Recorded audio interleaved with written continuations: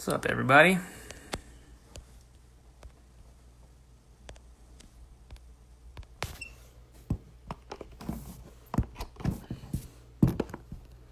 Hey, everyone. Welcome to today's live stream. Can you guys hear me okay? Sometimes the sound gets weird. You guys hear me all right? Yo, yo. Yo. You guys hear me all right? Cool. Thanks for joining, everybody. We've got Dan from Panic at the Disco coming in just a few seconds, I hope. Cool. Hey, Maren, thanks. Let us know where you're from. Let us know what questions you got. I'm just gonna kind of chat with Dan, and I'll grab in as many questions as I can. Cool. Thanks, Mikey. What's up, dude?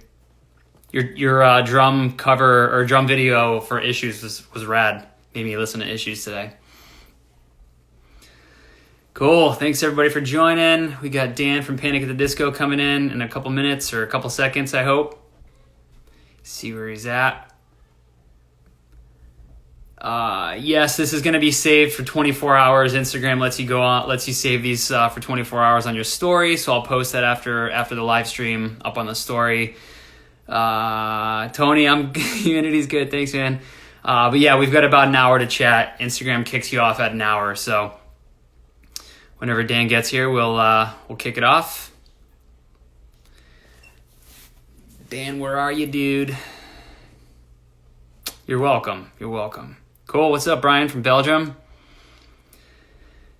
Thanks, everybody, for joining. I may start this over when Dan gets here, just so we get a couple more minutes towards the end of the hour. They usually Instagram kicks you off automatically at 60 minutes, so we'll see how much longer we're waiting for Dan to pop in. Okay, yeah, there he is. Here we go.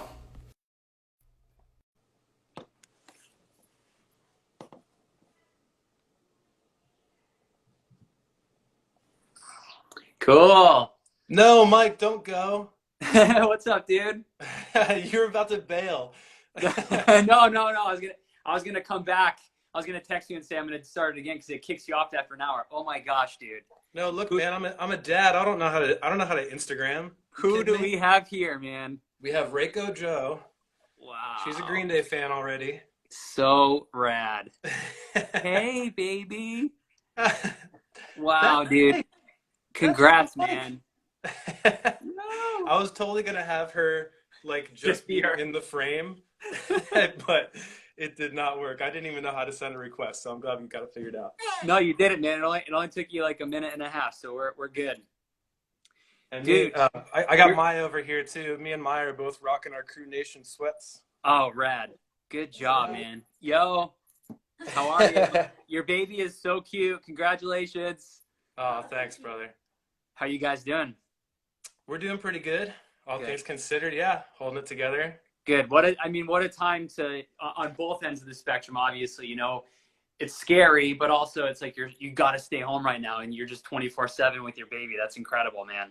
Yeah, it's like definitely a double-edged sword. Like you got to it's like a balancing act, and in my mind, kind of like being really thankful every day and trying to do our best and spending time with the family is really great, but also kind of like being humbled by what other people are going through right now, you know, is like really tough. So totally.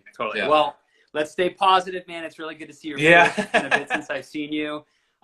Thank you so much for doing this. Thanks everybody for joining. Everybody drop in a comment where you're from or a question for Dan. We're just gonna chat, man. So do you wanna, I mean, everyone in here is a big fan of you for sure. Everyone's saying hey and where they saw you and stuff like that. Do you want to give a brief bio on like your background, why you started to play the drums, how old were you, that kind of thing? Oh, wow. Well, if we're going that far back, I might go like a little farther back then. All the way. Yeah, so let's go all the way back to 5th grade and playing the recorder in school. So, so if anyone is young enough out there to be maybe playing the recorder when you go back to school, or just had just recently been playing recorder at school, maybe you're homeschooling recorder. I I might have been a little bummed on it at the time. Bye, Maya. Bye, Reiko. Bye. We love you. Oh, there's a ton of hearts just came up right when they saw you. Oh my gosh, dude, you have one of the cutest babies ever. Thank you. Yeah, she got most of my wife's genes. Yeah, so like I remember kind of goofing off like when we were playing recorder in school, but honestly, I think that got me started just being interested and kind of thinking like, well, I guess if we kind of have to play an instrument, like you kind of have to like you like take a step up after that, right? Where Yeah. like they kind of would like you to maybe choose another instrument after that like introduction. And I chose saxophone. And funny enough, I learned that Maya actually chose saxophone too. So Cool. we're both drummers. We both grew up playing saxophone, which is really cool. She still actually has her saxophone. Cool. But yeah, I chose saxophone next. And I guess I was all right at it. But whenever we were in music class, there was like the row of snare drums behind the band. And, you know, during class sometimes, but like after class, definitely I would always go back there and I'd try all the different snare drums. And I always thought they sounded so cool, but I was like, I was a saxophone player. But eventually I just couldn't resist it anymore. And I just knew that I wanted to be a drummer. So I stopped playing saxophone. A friend, I guess acquired like his uncle's kit when I was like 12 years old. And it was all in pieces. He had never played drums before. He didn't know how to put it together. So he just asked, like, we're on our way home on the bus after school, and he asked, does anyone know how to put together a drum kit? And, like, I had never put together a drum kit, but I just blurted out, I know. And he's like, hey, come over to my house after school. So I went over to his house, and the kit was all in pieces. I remember it was like a tobacco fade. Like, I remember all of this really vividly. Like, I could probably even tell you, like, what his family's like basement looked like. It was really like a vivid memory of mine. Cool. And so like we put it together as best we could. Like a hi-hat was like alien technology. And but I'm pretty sure I can recall that we definitely put the floor tom together like upside down. So like the leg lugs would have been on the opposite side. On the top.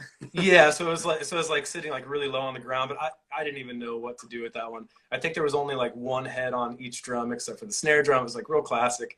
Awesome. And I sat down and like right away, I don't know where it came from, but man, like almost right away I was able to play like a and right then, I didn't even play anything more than that. When I left his house and went home that day, I was like, I want to get a drum set. Wow. And literally like a week later, we posted, this was like, man, I'm gonna date the shit out of myself. We posted in the paper for like 25 cents a word, an ad to sell my saxophone.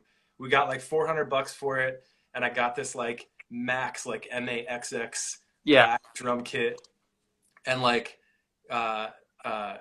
the guy at the music store handed me this like little like T-shaped thing, like this little T-shaped tool, and he's like, this is what you use to tune the drum kit. And I'm like, you can tune drums? What? Oh my God. Like, he just laughed. Man, all this stuff is so vivid. It's funny you I love it. asked that question. But that was, I mean, that was all the start of it. I think like someone putting any instrument in my hand kind of got me thinking about like other things I might be interested in.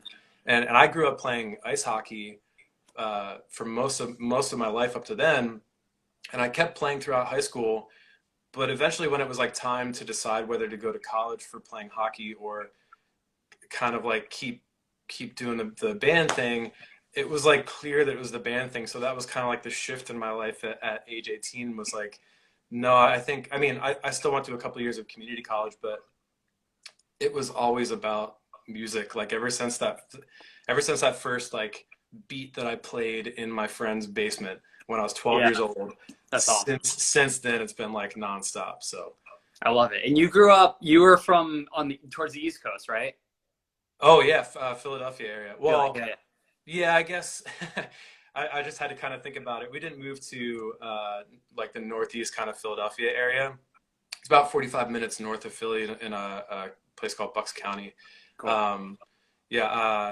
we moved there, I think when I was like 6 or 7 years old. So I didn't even start playing drums or playing music at all until I lived in PA. So Cool. yeah. What's up, Ratty, Philly? so you were in local bands and stuff. You know, I know a lot of this stuff, and I didn't know about the saxophone and you setting up your friend's drum kit with having no idea. But that sounds like something you do because I know you're a drum nerd. Oh Like yeah. me. And you and I have gone pretty deep. But you played in some like local bands, and then you actually got signed, and you were touring a lot. That's how kind of you got on the road, right? Oh yeah. Well, it was kind of funny because like uh, the first band that I ever like. So I mean, I had a few bands before what I'm about to talk about, and I was definitely drumming in those. And like, thanks to like really really good friends who had way better music taste than me, they introduced me to like everything else that wasn't Green Day. Like, which like all props to Green Day. I love them to death. But thank you so much to my friends, my Yeah. closest friends who like introduced me to like all these other different types of music. And like, I still love all this music to this day. And it definitely like rounded out my drum style, or just my taste in music in general. But it allowed me to like, I think be attractive to like a variety of different bands. And so like my first few bands, I was definitely playing drums and I didn't even know how to play guitar. But then I started like writing and recording my own music, like those really, like simple beginnings that a lot of musicians talk about, like recording themselves on just like a regular like Sony tape recorder. And then like you get your first like 4 track, which friends of mine are like still using old school 4 tracks in the studio Yeah. these days. Like it's so cool. But yeah, so I started like writing and recording my own music, and it got to the point where I don't know how it came so easily, because like now it seems really hard to finish a whole record. But back then it was just like, oh yeah, just like, I don't know, I just did like a 10 song record or whatever. But I would like play guitar and drums and sing on it and stuff. And so at a certain point, like like a few bands that I was in, like they didn't know that I played drums on the record because they heard my voice on it. So I guess like if you hear that, you just immediately most likely assume that like you're playing guitar or you're just a singer or something like that. So I was in like three or four bands in a row where I was playing guitar, and not until like one of those bands, not until I started playing for Valencia, uh, did a few of those bands even know that I played drums at all. Like Wow. it was like amazing. It was a little frustrating, but but it was like really cool because I got to play guitar and sing in these really awesome bands. Shout out to Illinois. Um, but yeah, when I started playing for Valencia, and they're like, so you're gonna play guitar? And I'm like, no, I play drums for them. And they're like, you play drums? It's like, dude, that's crazy. Come on, you didn't know how to play drums. But it's also like really fun because like, you know, the only experience a lot of these people had with me was like playing guitar for so many years. Yeah. And then I kind of like dropped the bomb on them, like, oh yeah, I can also play drums. But That's I awesome. guess I guess I was one of the few guitar players too that didn't like sit down behind the drum kit at practice. Like I tried to be a good bandmate or whatever, and not play Yeah. guitar. And also I'd be like, yo, check this out. Like That's cool. not being too showy or anything like that. But Yeah, that's cool. Zach joined. What's up, Zach? How you doing, man? oh no, Zach's on. Cool, dude. What's up, So Zach? everyone's saying, "Hey, Zach." Of What a course. great dude, man. Zach's been with the band forever, man. I remember, Zach. I think you and I met. I remember meeting you backstage in like Connecticut or something at one of the arenas, a long, long time ago. Anyway, dude. So, who are some of your influences? Like when you played that drum beat for the first time, and you got that beat that we all try to teach our girlfriends or our wives or our friends, that just what you did. Oh You know, yeah. who are some of the drummers that stuck out to you after you were like, I got to play the drums? Uh, well, while you were asking that question, I was just thinking 80s music, because Yeah. like we grew up like just listening, like my whole family just listened to 80s music, and I remember at that age, like uh, I would be in the car, and like, mind you, man, this is like so many years before I ever even like sat down and played that beat behind that kit. And like I was all there would be like a break in a song, like say for a bridge or something, and it's just like a song playing on the radio, or we're driving wherever. And I remember very vividly, like when the beat would stop, I would I would consciously think like, if I keep my foot tapping at whatever I was tapping it at before, will it come back in like right where my foot's tapping? Yeah. And when it would, it's not like I'd be in the car and I don't know, was maybe like 6 or 7 years old. I'm not like, whoa guys, it just like I'm not saying this to my family, but in my head, my mind was absolutely blown that the beat came back where I was tapping my foot. Oh man. And so I think it's just always been like something in me, Yes, like for sure. maybe from the 80s, like listening to 80s music or whatever like that. I mean, that's some catchy shit. You know, you all still listen to 80s music, or For you're sure. maybe checking it out for the first time. For sure. But yeah, man, 80s music up to that point. But at age 12, that was like early 90s or something for me. And I mean, obviously, man, Green Day, like the farther you dig, Yeah. like the more you're going to hear that name. Uh, I remember being at a different friend's house in the same neighborhood, and Basket Case came on MTV, and like my parents didn't really let us watch MTV. I mean, I'd seem like my older sister or brother watch it every now and then, but Yeah. if we were around, I think they would have to turn it off. But I was at my buddy's house, and man, Basket Case came on TV, and like those colors from that video are like so vivid, Oh yeah. like, and all their movements were like so fast, and like it almost seemed like they filmed it slower and sped it up, but that wasn't the case. It's just like Yeah. they were like, I don't know, they're like kind of tweaky. Yeah. Yeah. You know Totally. what I mean? It was crazy. Like I saw that, and I just anytime anyone this like comes up, it definitely the way I could describe it is if, man, I'm dating myself left and right here, but like the Wizard of Oz, where like everything goes from black and white to color. Yeah. I think that when I saw that video, my music life, my interest in like being a musician went from black and white to color.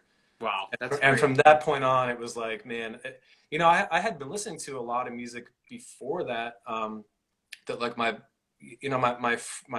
close friends introduced me to like just a lot of music that maybe my brother and sister might not have. Like my brother and sister were listening to like 311 and Pearl Jam. My brother was listening to Faith No More, which is really sick. Yep. Like I mean, like a lot of stuff like that, like more like Helmet, like heavy kind of low tempo or mid tempo rock. Or 311's like really complicated drum beats too and really fun. Um, but yeah, so I was listening to stuff like that. Sorry, I lost track. But I was listening to stuff like that before I was playing drums. So at that moment that I saw that video, and like I said, everything kind of went to color. I kind of regrouped with those bands, but now as a drummer. So at the end of like every school day, man, I would run home from the bus stop. My backpack is like shaking left and right on my back. I'd run home, run downstairs. I'd put on Sony headphones with the Sony Walkman, and I'd put on a hat to push the headphones farther into my ears so Yeah. like block out everything else. And I would just go for like hours, and I was terrible. Like, so I always imagine like I'm hearing the records like really loud and these Yeah. amazing drummers. If I'm missing stuff, like it doesn't matter to me at all. But I Yeah. always try to be like really conscious of people that are listening and are only hearing my drums. Yeah. It's like I lived in New York City a couple times for a couple of years here and there. And you see people on like the subway or like on a bus or something, and they're kind of jamming out and they're looking at people around them almost as if like people can hear like what they're hearing. Yeah, And exactly. I love that. I totally love that because I will do the same thing. Like every now and then I catch myself being like, dude, that's so dumb. People don't hear you. But like Yeah. I get it because man, when I'm like listening to my favorite music walking down the street or something, I'm like kind of looking at people too, like, yep, you know what I mean? Yeah. That's amazing. Yeah. Dude, I feel like you and I have geeked out on drums and like we've gone like this deep on our history. We're going real deep right now, which is awesome. Yeah, But usually man, we're like shouting over like opening bands or sound checks Yeah. or NAM. Right, exactly. Yeah. I mean, you I don't know if we posted a video or any photos, but recently last fall you were in Boston or you were in Connecticut somewhere. I forgot where you guys were playing a show, but your bus was going to be getting off the highway right off like 20 minutes from our shop at like 6 a.m. Oh yeah. So we coordinated with Zach and Tony, and I picked you up at like a grocery store parking lot, and you came to the factory. We hung out all day. It was incredible. We got to really geek out way more than we ever have before. But these stories are so dope because, dude, I did the same thing. You had your Black Max kit. I had a red Percussion Plus kit in my bedroom, rocking out to Green Day. And I'll never forget being like the same thing with the headphones and just being like, people are just hearing. I don't even know what they're hearing right now, but I thought they thought Trey Cool was in my bedroom. In my head, I'm like, I am Trey Cool. Oh yeah. It always made me feel really good, like when I would play to like Longview or something, and I'd come up after practicing, and my mom would be like, "What was that one beat that was all on the drums that aren't the snare drum?"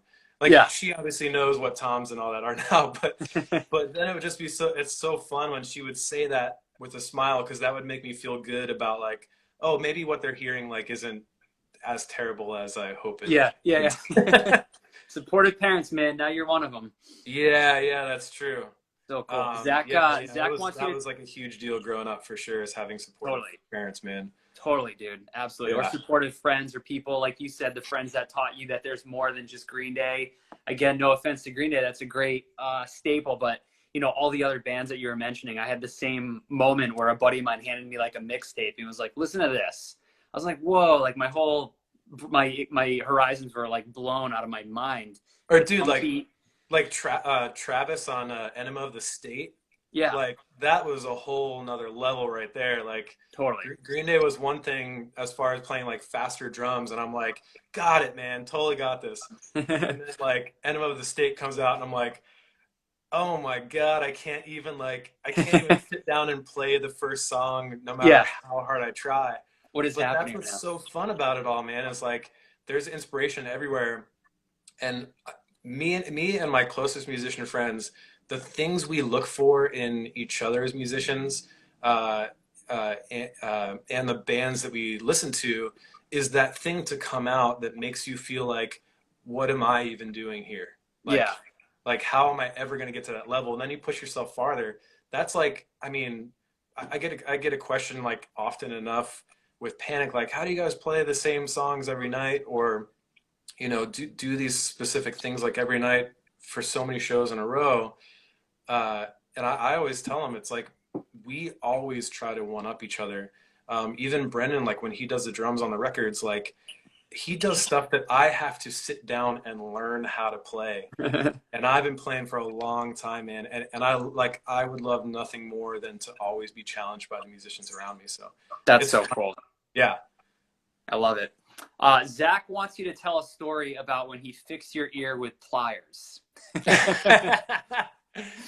Well, that was like the first week. That was the first day that I played drums for Panic. That was in Nashville, almost 7 years ago now.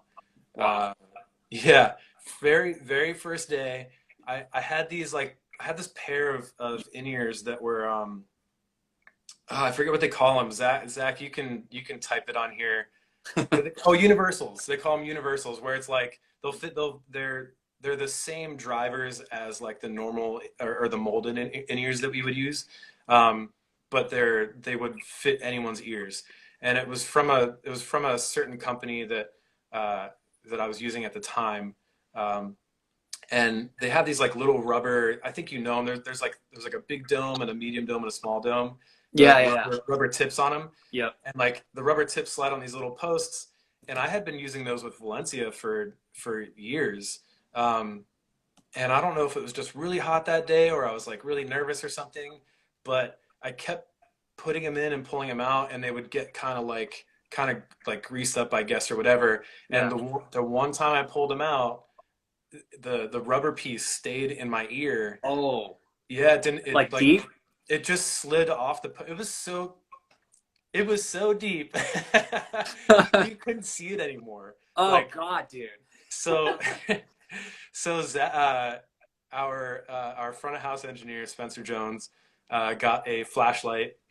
He's shown it in my ear, and he's like, man, I can't even see it anymore. So someone got Zach a pair of pliers, and Zach stuck pliers into my ear while our front of house engineer held the flashlight into my ear. There's actually, I think there's a picture of it. Is this after the show? Like on Instagram. I think it's on my Instagram somewhere like 6 or 7 years ago. You can find it.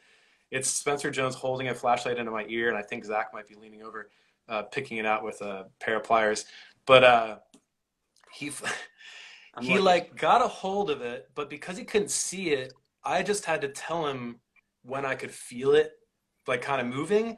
And I'm like, you got it, you got it. He's like, you sure I got it? You sure I got it? I was like, yeah, you got it. I was just pull. So he pulled it out, and it was like, I can only imagine that it looked like a little rubber baby bursting out of my ear. And it fell into his hand, and he just went, ugh, and dropped to the ground. Is this after you played the show? Like you did the whole show, or was this during? No, this was during sound check earlier in the day. Okay. And I think that's why.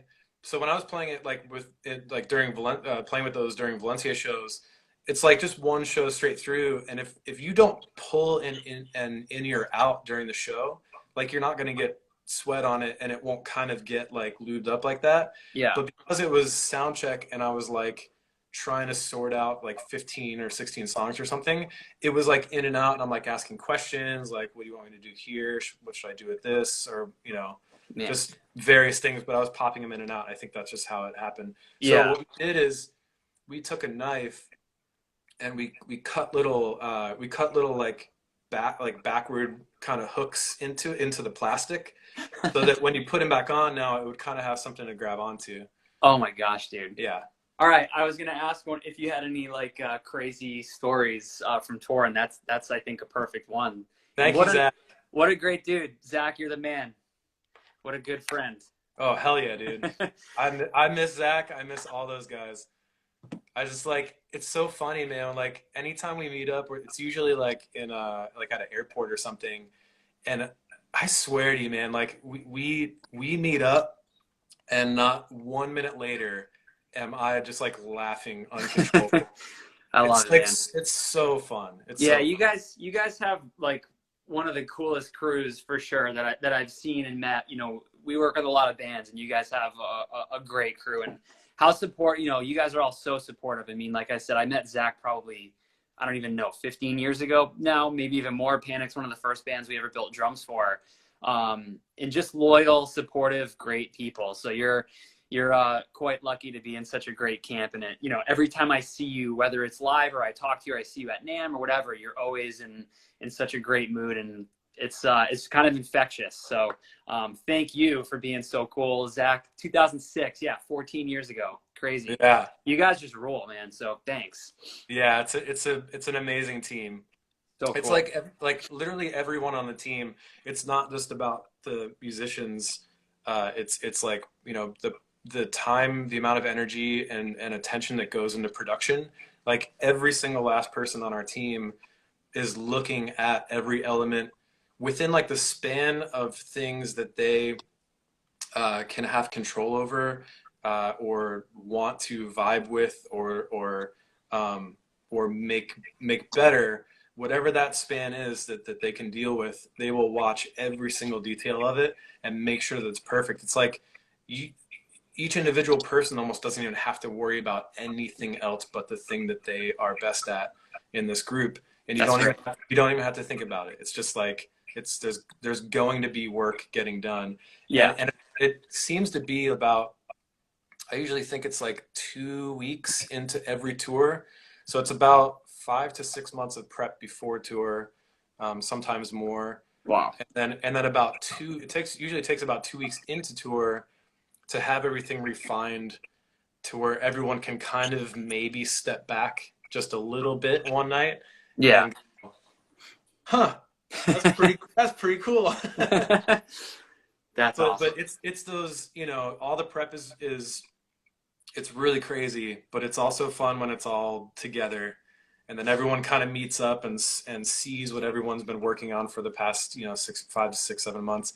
And then those 2 weeks is when everyone is together, literally after, it's actually during the show. Like there's people who are talking about making improvements on our teams during the shows. Yeah, that's awesome. And then we all kind of like hang out after and we're just like kind of letting off, blowing off some steam, but also within those conversations, because everyone loves what they do, within those conversations, it's not like when we bring stuff up about the show that we're talking about work. It's just we're talking about the things that we already love to do. Yeah. So the show is improving while we're hanging out, and then the next day those things go into effect. Like a lot of stuff is also being worked out in the morning. Yeah. But those are some of my like favorite times too, is just zeroing in on like every single split second. It's so fun, so exciting. Totally. You're a gear guy, you're a tech guy, you like to go under the hood for sure. So let's get into your rig rundown. There's a bunch of questions early on in the stream, specifically about your sticks, but do you want to give a quick rundown of like your shells, your sizes, and what you use for sticks and cymbals and heads? Oh, fun. I haven't done a rig rundown yet. This is cool. This is like, what are they? It's like MTV Cribs, but for your like musical instrument. Yeah. Let's see my sizes.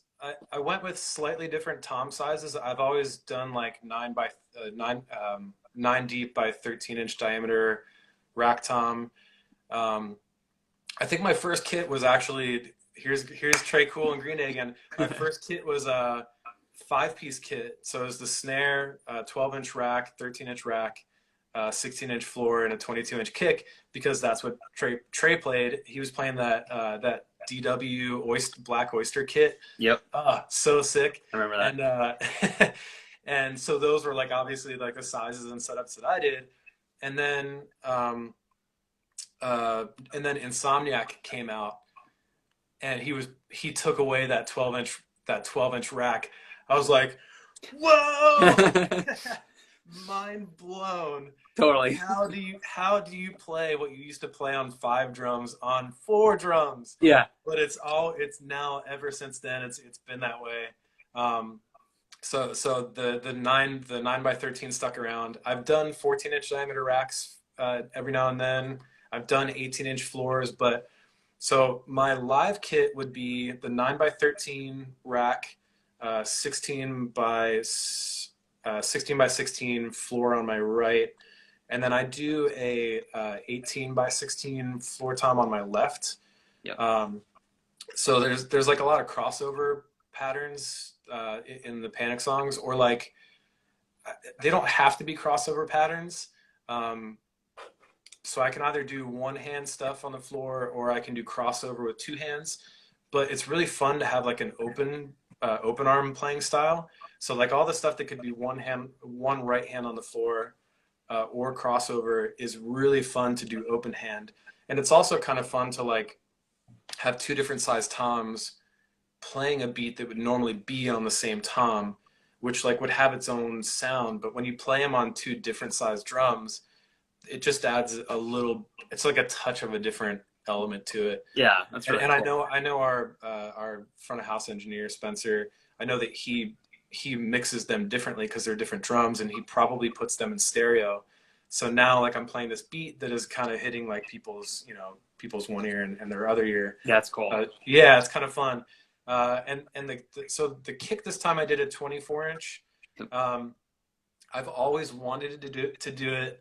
I did like a ton of online research, like watching videos that's like, what does a 24-inch kick drum sound like in comparison to a 22 or a 20?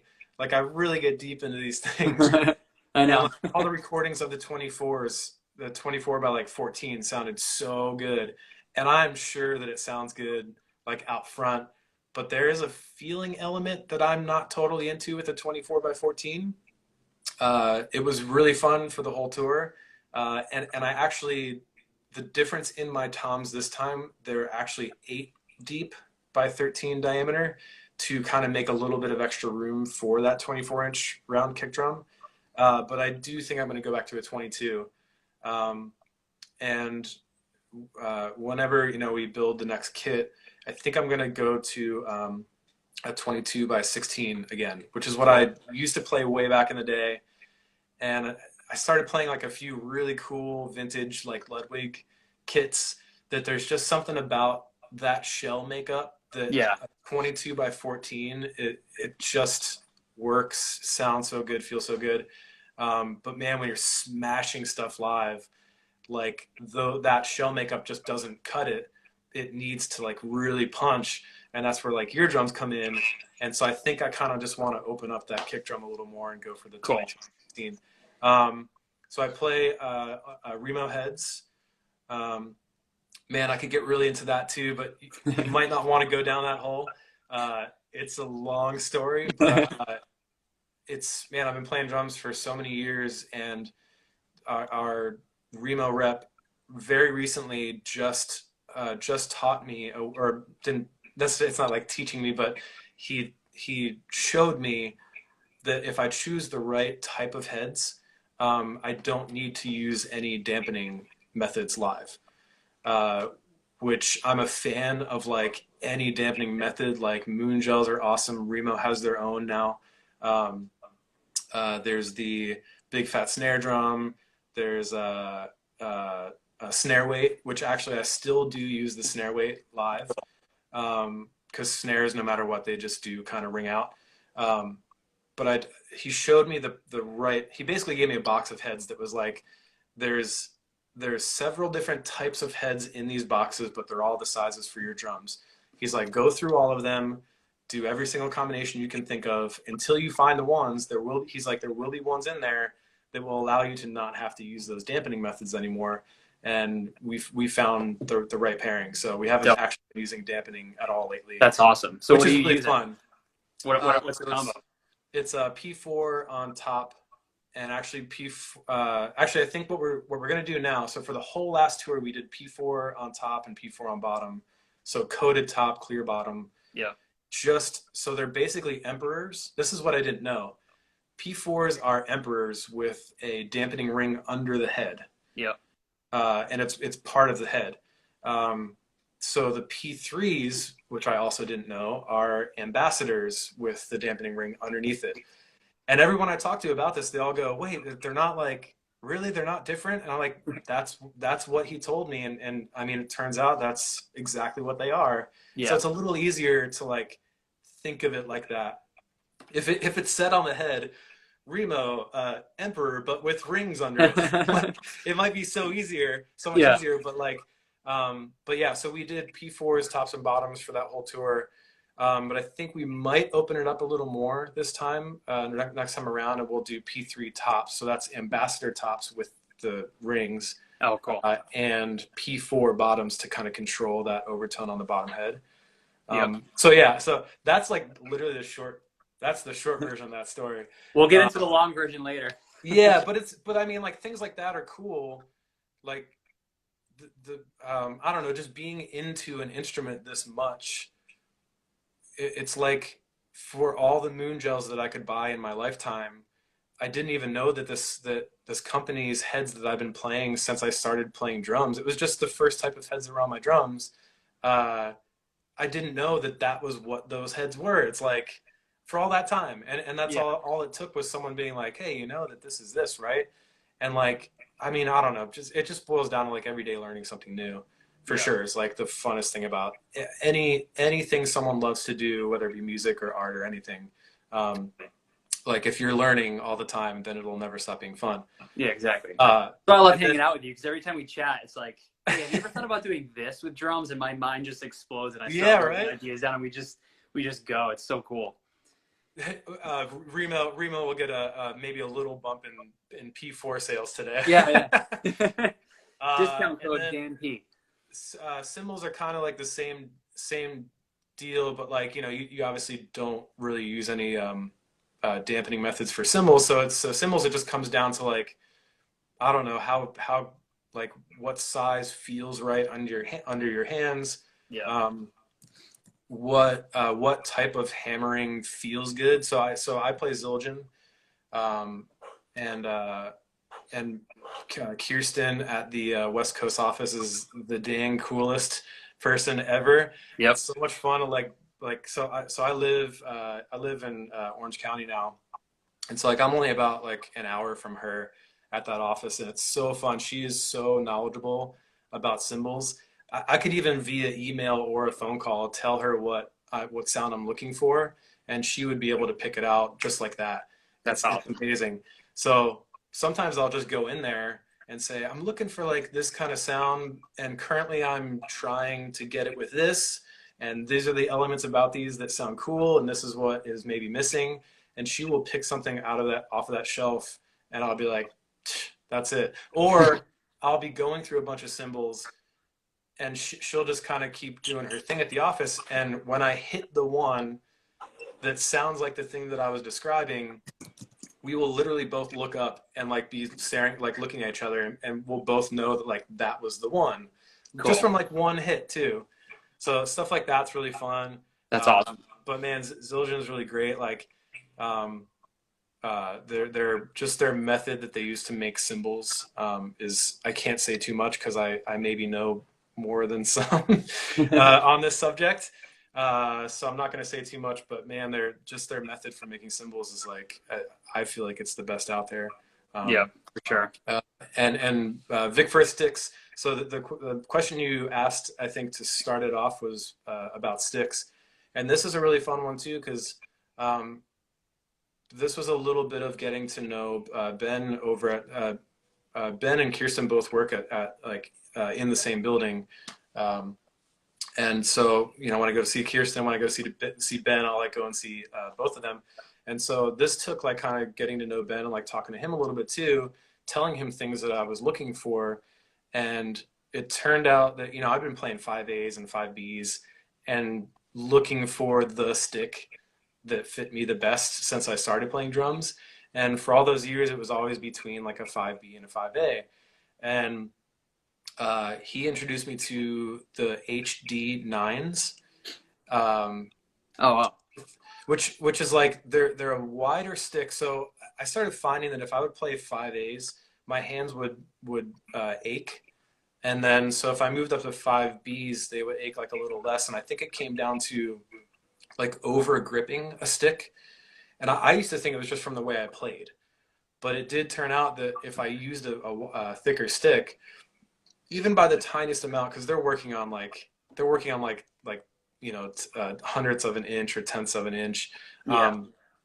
And so even the tiniest bit made a huge difference. And so when he introduced me to the HD9s, my hands didn't ache at all after a show.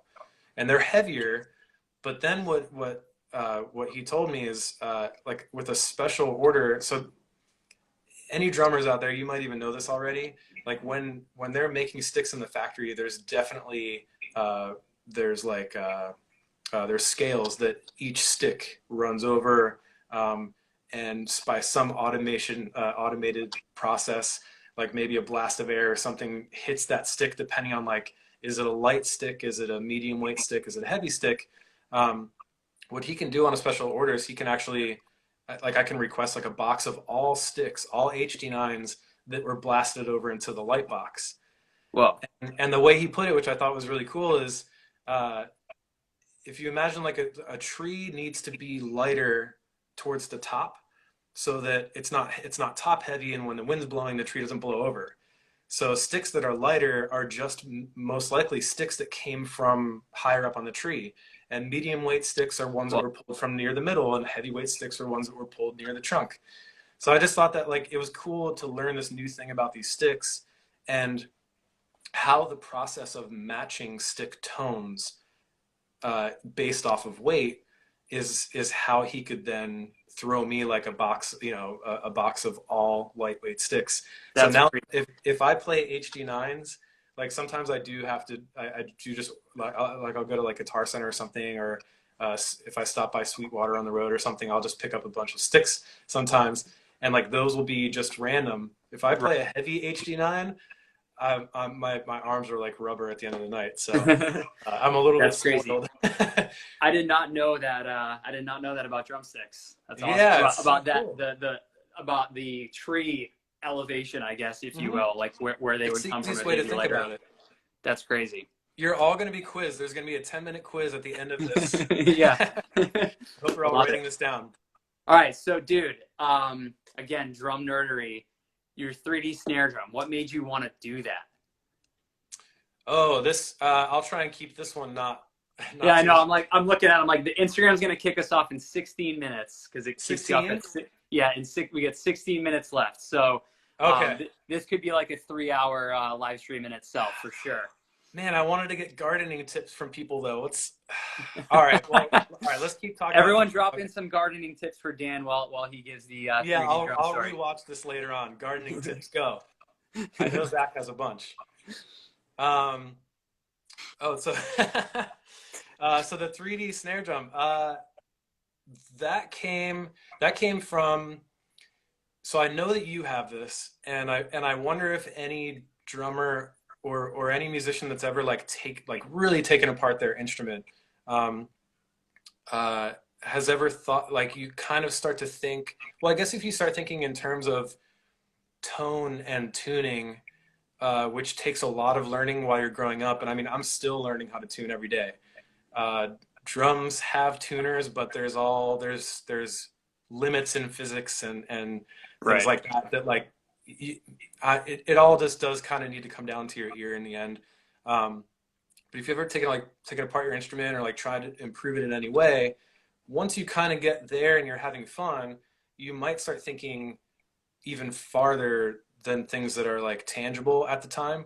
And for me, it was how could you improve upon this design that's been so great for all this time, and like allow a drum shell to resonate more freely.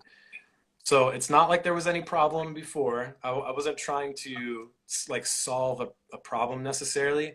I was just maybe trying to build upon the I guess traditional drums. So the idea was to obviously if you could include the lugs in the shell, that would do it, right? I mean, even knowing just a little bit about drums and how metal lugs grab onto the shell, you could understand that if you didn't have to screw metal lugs onto a shell, that drum would resonate more freely and more naturally. That wood shell, even like a metal shell in this case.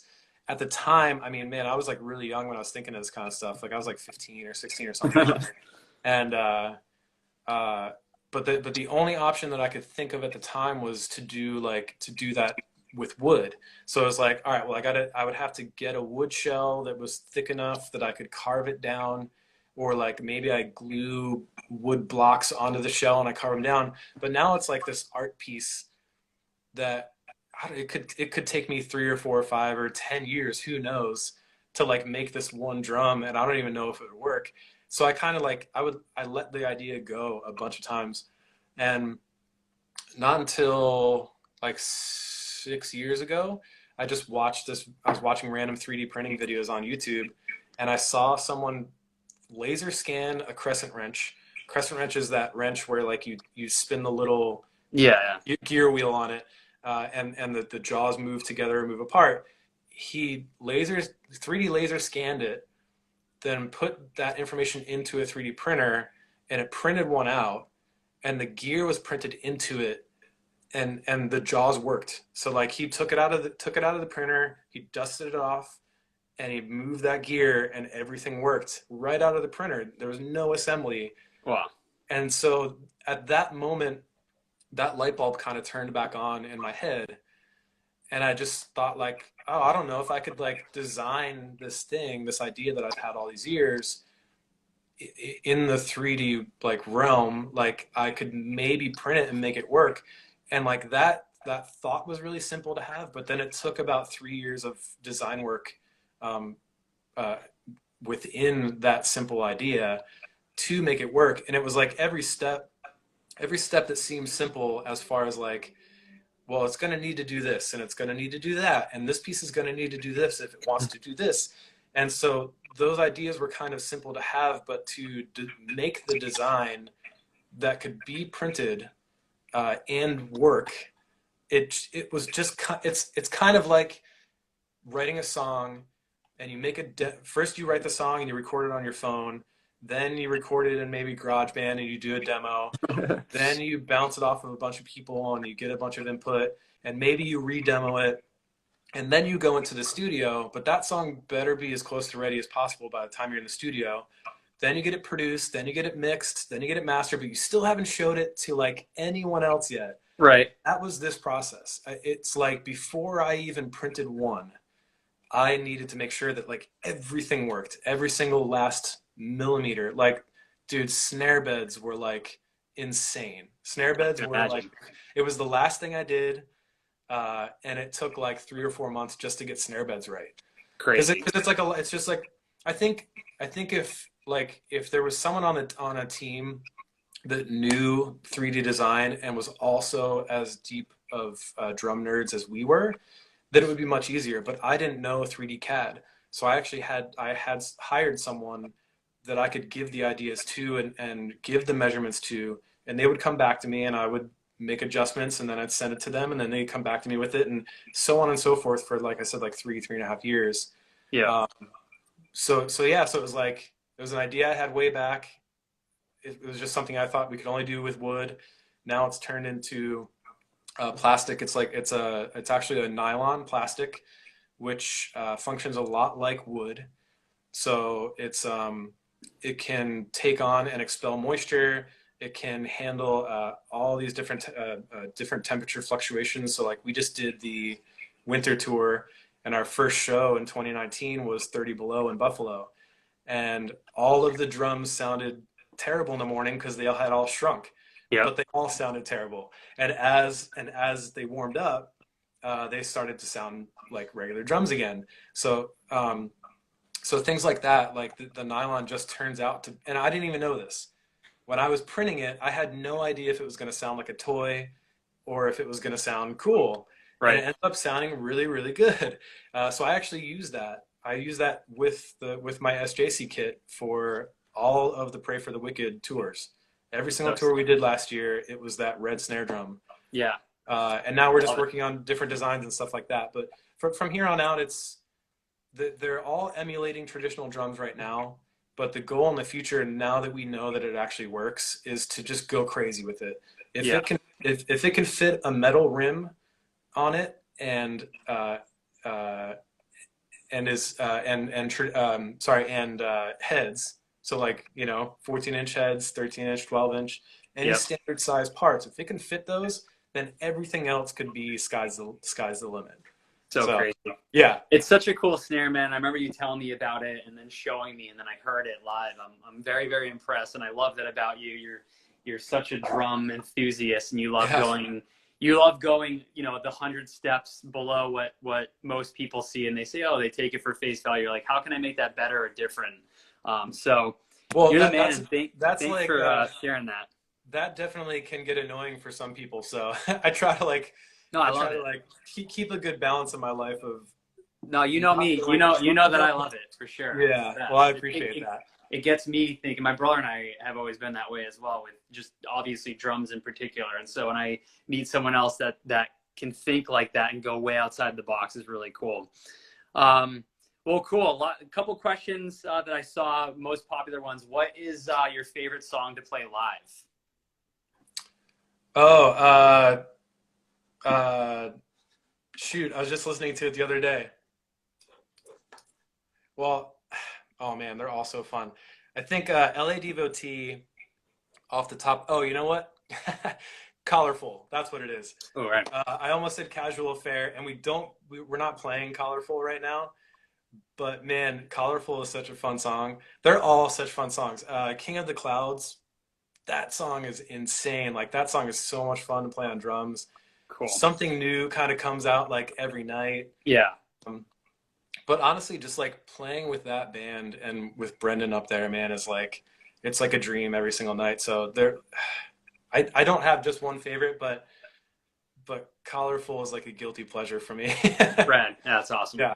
Yeah, you guys look like you're having fun every time I see you. Oh Any yeah. video. It's so cool. Yeah. Any words of advice for young musicians or drummers or even creatives? What would you tell yourself? What would you tell the 10-year-old you before you got into the music industry? Oh man. First thing that comes into my mind is don't don't leave it up to anyone else but yourself to know if there's room for improvement, uh, because almost everyone in your life that you see after a show, even if you like, so not just have, so this is for anyone in anything that you love to do. If you want to get better at it, if you ask other people their opinion right to their face, humans are honestly, they can be really great. They can be really great, and they will almost always tell you that it was like amazing, or it was great, or that if there Right. were mistakes, they'll say, "Dude, no one noticed." Like everyone will say that. I Yeah. will say that. I will say that to you. But because I didn't just see you do your thing, it's a safe space right now. There's always room for improvement. Always, always, always. And when you find happiness in the fact that you will never do something perfect, or the thing that you would love, you will probably never actually, I'm talking about real perfection. You will never perfect it. So chase that and have fun with that chase. That's cool. I think that's all that I do, and that's all that the musicians and our crew, even like uh, outside of the band, and like for our crew and for us and for all of our friends, like I think that's just what we all. That's kind of the thing, the ride we like to be on. Yeah. That's Even awesome. like with family, like man, I'm trying to be a better dad every day because I am not I'm not good at it yet. It's a work in But progress I'm every working day. on it, man. That's Like awesome. you gave me some really great advice too at Cool. NAMM this year. So it's like Awesome. just get on their level. Totally, dude. Yeah, that's it, man. You just got to get there. Yeah. That's cool. Good advice, man. Thank you. Thanks for hanging for an hour. Thanks everybody for hanging out. We're gonna Hey, get kicked off in can just I a give a couple of shout out? minutes. What's Can I up, give a shout out real quick? dude? Yeah, go for it. Check out Crew Nation. Go check out Crew Nation. It's just a website, Live Nation. I'm just gonna read real quick from it. Live music inspires millions around the world, but the concerts we all enjoy wouldn't be possible without the countless crew members working behind the scenes. There's much more to it, but really shout out to Panic's crew and all the other crews, because a lot of our past crew members work with other bands now. A lot of our current crew members, when we're not on tour, they work with other bands too. I know a lot of people are going through a lot of crazy stuff right now, but if we're keeping it a little bit tight today, just want to give a shout out to all them and say thank you. And I hope everyone is doing all right. Yeah, and if you can, go donate to Crew Nation. It's an incredible. They're doing incredible stuff, and like you You said, have cool merch too. yeah, If you're not spending money and you're not being too tight with it right now, they got really cool merch. So so um, sick. What yeah, else? always go to a good cause. We probably got a minute or two left. Anything else you wanted to say that we didn't touch I on? got some stuff written down on here. My buddy Brendan Walter released some new music recently. He plays guitar for Valencia. The music is called Sickey Mouse, Sickey Mouse. Josh Dunn's crowd snare, I saw that up today. Ooh, That's yeah, sick. yeah. Thanks, man. I saw Trey Cool bought one of his own snares today. That's really cool. Well, Brendan Steinecker from Rancid grabbed it, and then Trey reposted it. Oh, Which that's is pretty sick. sick. That's what it is. Okay, my bad. Let's see. Our friends Susie Shin and her friend Annie, I might be saying this wrong, Copian, made this really cool website called scrubhub.com. All proceeds go to Invisible Hands Deliver and Frontline Foods. Remember, send me gardening tips. Let's see. And then, how are you guys doing, Mike? With whatever time we have left, how Yeah. are you and your family doing? We're good. Yeah, we got a minute 17 left, and thanks for asking. We're good. We're just here at home, but we're from Massachusetts, and it's freezing here still. It snowed the other day. It's supposed to Really? snow tomorrow. Yeah, so it doesn't help. We can't go outside, but we're all good, man. We're in good spirits, and just working. I'm working more than ever. When I'm home, when my son is sleeping or taking a nap, or most of the day, I'm working. Going downstairs every now and then, saying what's up to him. But yeah, everybody's good, Got your man. baby monitor on you? What's that? No, Well, he's not a baby anymore, but well, we still use it at night just in case. But yeah. yeah, Now he can just yell, "Dad!" which he does. Yeah. Okay. Open the door. Well, dude, thank you for showing us your daughter, man. She is so cute. Congrats. You're an awesome dude, an awesome drummer, an awesome dad already, I can tell. I appreciate you so much, and everybody in this stream I know does as well. So thanks so much for hanging, dude. And we'll do this again sometime if the isolation spans out another 30 or so days. I think everybody wants to see you back here. Yeah, so we'll catch up again. for sure. Thank you, Dan. All right. Thanks everybody. Thank you, I'm gonna post Thanks, this so you can all Peace watch out, it for the next 24 hours. Yeah. Later, Zach. Later, man. Bye. Thank you. Peace.